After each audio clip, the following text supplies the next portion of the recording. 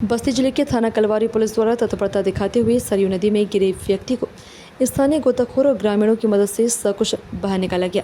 8 जुलाई समय 12:05 पर रेहान मलिक पुत्र सुल्तान मलिक ग्राम अलनपुर थाना इब्राहिमपुर जनपद अम्बेडकर नगर जो अपने घर से घूमने फिरने टांडा पुल आए हुए थे, टांडा पुल पर बैठे थे कि तबीयत खराब होने के कारण अचानक सरयू नदी में गिर गए। उक्त सूचना पर मौके पर चौकी प्रभारी मांझा खुर्द में चौकी के कर्मचारियों के साथ पुल पर पहुंचकर स्थानीय गोताखोर और स्थानीय जनता की मदद से मौके पर मौजूद हाइड्रा के सहयोग से रेहान को सुरक्षित सरयू नदी से बाहर निकाला गया। रेहान के परिजन को बुलाकर सकुशल सुपुर्द कर दिया गया। मौके पर शांति व्यवस्था की कोई समस्या नहीं है।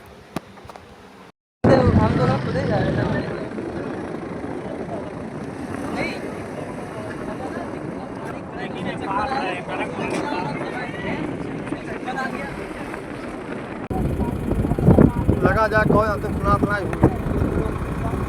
उठाओ तुम उठाओ।